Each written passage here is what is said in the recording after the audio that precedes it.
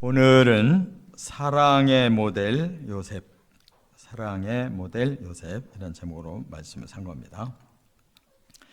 이제 다시 야곱의 그 아들들이 이제 애굽으로 가서 양식을 사려고 이제 내려갔는데 요셉을 다시 만나고, 이번에는 요셉이 자기 집으로 형들을 초대했다는 겁니다. 그러나 아직 이제 요셉이 자기 자신을 밝히지 않은 가운데 집으로 초대를 하니까 형들은 더 무서워했어요. 지난번에 그렇게 무섭게 다구치고 베냐민 데려오지 않으면 여기 감옥에 시므온은 죽는다, 이렇게 무섭게 엄포를 놨었기 때문에 이제 자기들의 죄를 자꾸 더 스스로 느끼면서 우리 죽이려고 다른 집으로 데려가는가 보다, 이렇게 생각을 했지만은 요셉은 그와는 정반대로 이제 정말 형들을 이제 가까이 해서 대접을 하고, 그렇게 보고 싶었던 베냐민을 보고 오직 그 사랑하는 마음을 쏟기 위해서 이렇게 행하는 걸 볼 수가 있어요. 이것이 바로 우리 사람들과 하나님과의 관계라고 봅니다. 하나님은 이 세상에 천지를 창조하시고 인류를 내시고 항상 사람을 향해서 사랑을 베풀고 계시는데, 많은 사람들은 하나님을 두려워하고 있어요. 천둥 번개가 치면 막 우리에게 벌 주나 싶고, 그런데 이 저주받은 세상은요, 그렇게 천둥 번개가 치고 태풍이 일고 이렇게 해야 자연 환경이 다시 살아나는 거예요.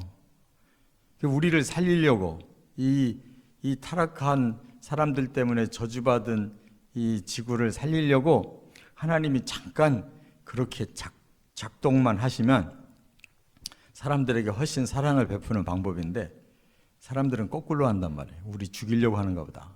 하나님이 무섭고 피하고만 싶은 거예요. 여기서 진정한 사랑을 우리가 깨달아야 되는데, 그 예표로서 요셉은 항상 형제들을 사랑하고 있는 거예요. 그들이 반대로 생각하는 거지. 자기 죄에 자기가 더 움츠러들기만 하는 거예요. 이 세상 사람들이 이제 하나님에 대해서 인식을 바꾸고 하나님을 향해 마음문 열고 하나님이 주시는 구원을 향해 가면 완전히 180도 달라지는 인생을 살 수 있는 거예요. 이렇게 지난 시간과 오늘 이 말씀이 이어지고 있어요. 이제 사랑을 배워야 되는 거예요. 하나님 사랑을. 할렐루야. 그래서 예수님도 그 사랑의 절정이 십자가인데, 그 십자가를 지시기 직전에 요한복음 13장 1절에 그날이 유월절 전날이에요. 이제 그날 밤 끌려가서 그 이튿날 십자가에 달리는데, 그 마지막 순간에 예수님이 이렇게 말씀을 했어요. 요한복음 13장 1절에 유월절 전에 예수께서 자기가 세상을 떠나 아버지께로 돌아가실 때가 이른 줄 아시고 세상에 있는 자기 사람들을 사랑하시되 끝까지 사랑하시니라. 예수님이 하는 모든 것은 다 끝까지 사랑하는 건데, 사람들은 예수님이 하는 모든 일이 자기들 눈에 거스리고 자기들 뜻과 안 맞는다고 죽이자 그래가지고 결국 죽였잖아요. 끝까지 사랑하고 있는 예수님 마음을 모르고 그냥 끝까지 적대시해서 죽였잖아요. 그게 십자가의 이 중요한 크로스예요.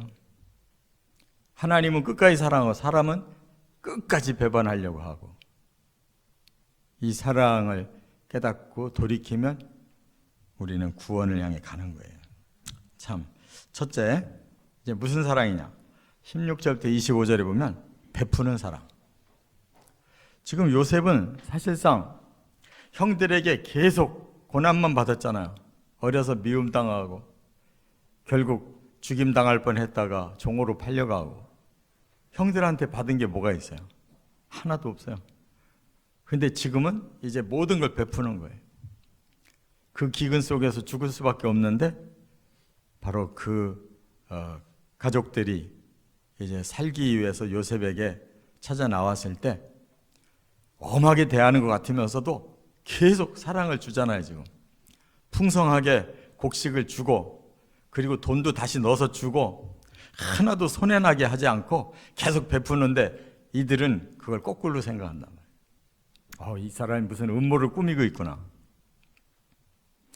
이처럼 베푸는 사랑은 하나님밖에 할 수가 없어요.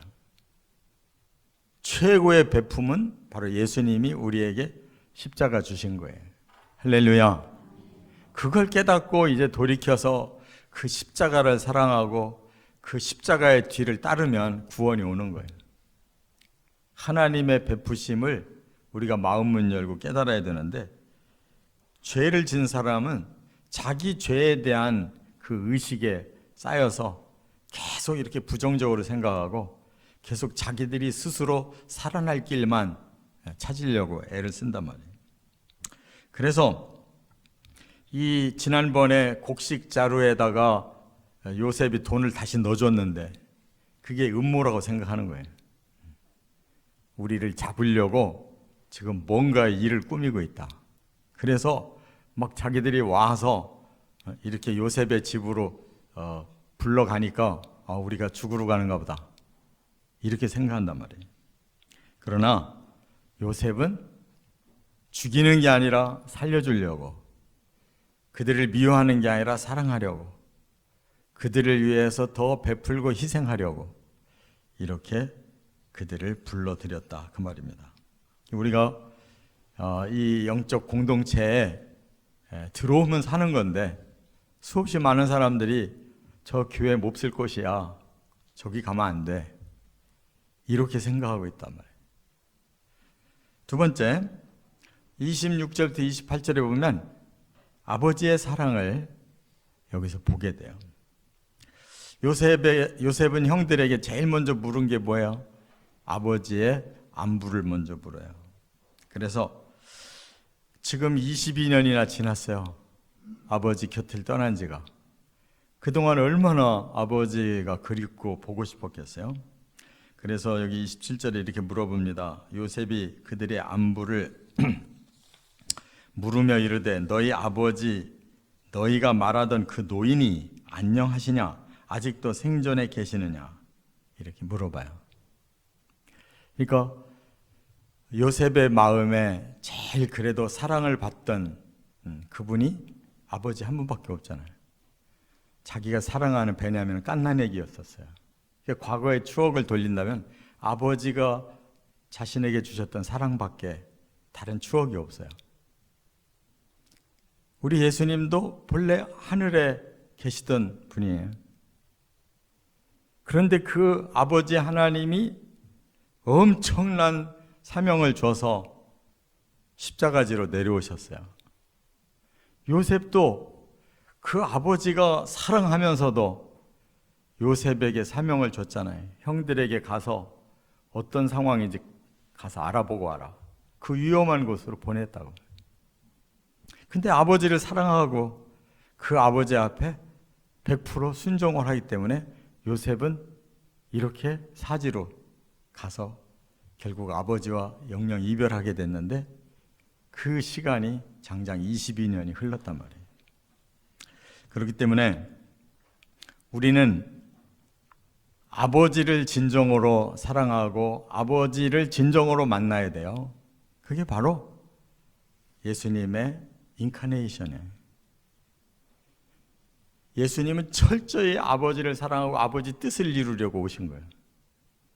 그런데 십자가에 죽으셨어요. 그러나 죽음이 끝이 아니잖아요.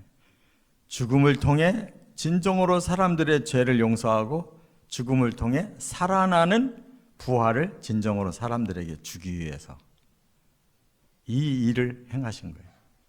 아버지 사랑이 곧 우리를 향한 사랑으로 변화돼서 우리에게 죽은 것들을 살리는 거예요.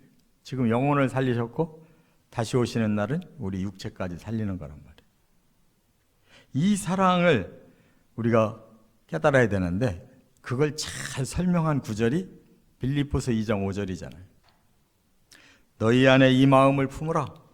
곧 그리스도 예수의 마음이니 그는 근본 하나님의 본체시나 오히려 자기를 비워 종의 형체를 가지사 자기를 낮추시고 죽기까지 복종하셨으니 곧 십자가에 죽으시므라. 예수님의 생애가 지금 모델이에요. 요셉이 모델이라고. 예수님의 사랑이 지금 요셉의 그 사랑이 모델이라고. 그래서 철저히 아버지를 사랑하는 마음으로 아버지가 뜻하신 대로 자기를 죽여서 사람들을 구원하고 다시 와라. 그래서 예수님이 그 사명을 다 감당하고 그리고 아버지의 나라로 돌아가서 우리를 그리로 불러드리려고 하는 거예요. 할렐루야. 세 번째, 29절부터 34절에 형제에 대한 사랑을 여기서 보여주고 있어요.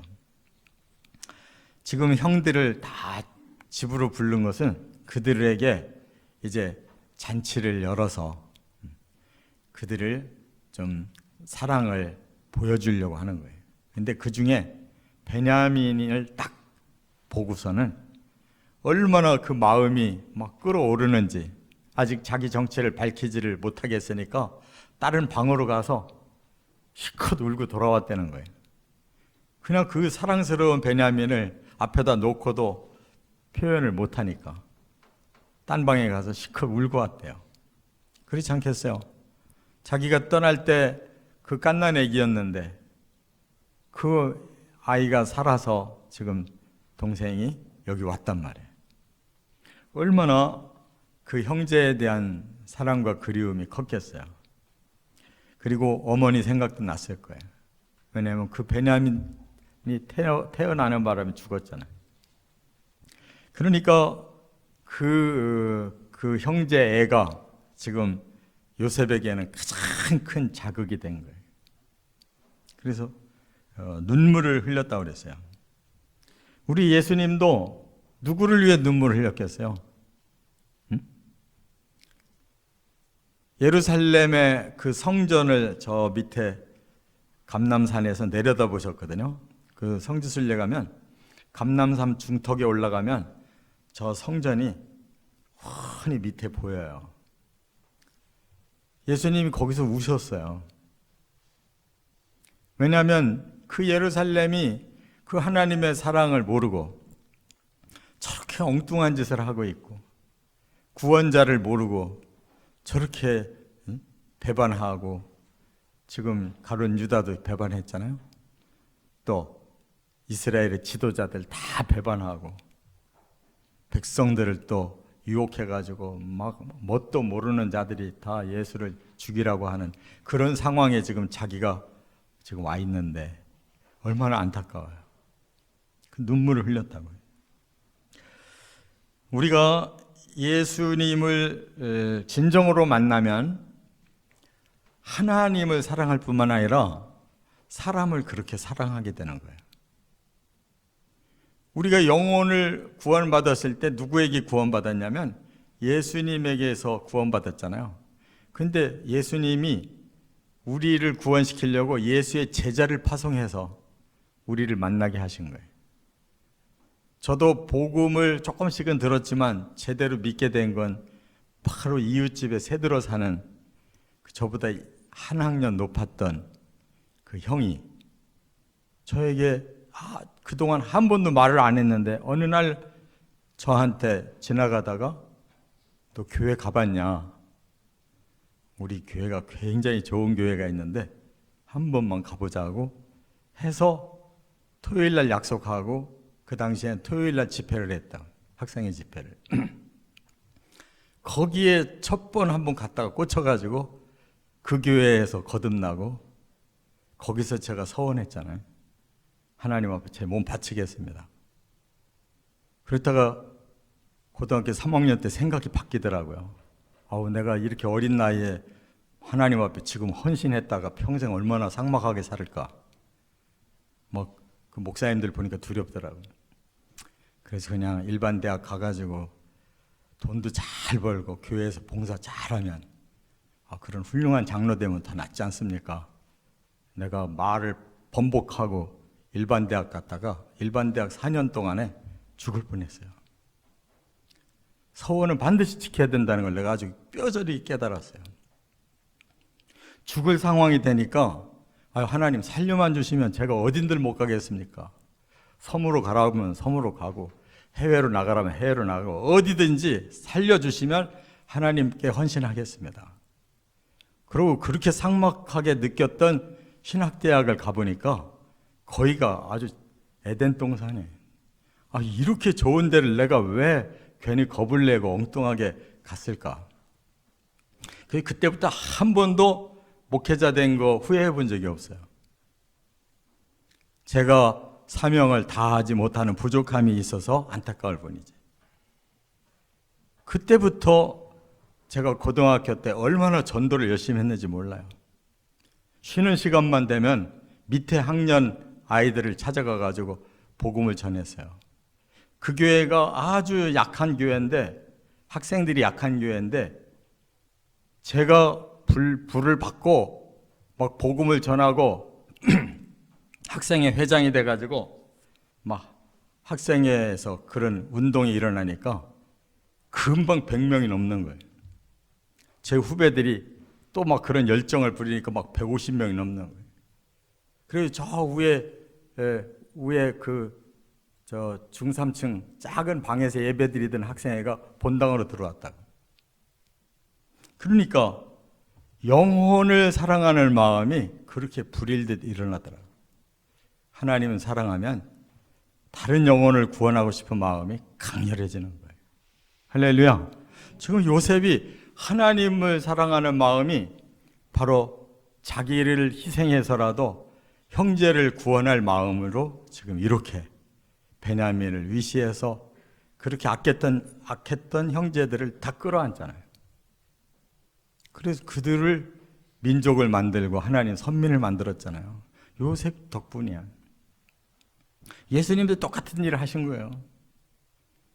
당신이 십자가에 죽으심으로 바로 제자를 삼은 그들을 통해서 지금까지 수없는 많은 구원받는 백성을 만들어내고 있어요. 우리도 그렇게 인연이 돼서 들어왔는데 누군가 또 인연이 돼서 구원을 시켜야 될 거 아니에요. 천국 가보면은 내가 전도해서 내가 말씀 전해서 구원받은 사람이 누군지 다 알게 되잖아요. 여기서는 누가 누군지 몰라도 거기선 다 안다고. 그게 보람이고 그게 상이고 그게 영광인 줄 믿습니다. 지금 그런 사명으로 살아라는 거예요. 요한복음 13장 34절에 이것도 마지막 날 밤에 얘기하신 거예요. 예수님이 새 계명을 너희에게 주노니. 예수님이 십자가 전날 내가 이제부터 너희에게 새 계명을 준다 그랬어요. 그 계명이 뭘까? 서로 사랑하라. 내가 너희를 사랑한 것 같이 너희도 서로 사랑하라. 너희가 서로 사랑하면 이로써 모든 사람이 너희가 내 제자인 줄 알리라. 우리가 전도하는 건 사랑 때문에 하는 거예요. 그 영혼을 사랑해서 구원받고 영원한 나라에서 함께 살고 싶어서. 누가 그 일을 할 수 있냐? 제자가 그 일을 할 수 있는 거예요.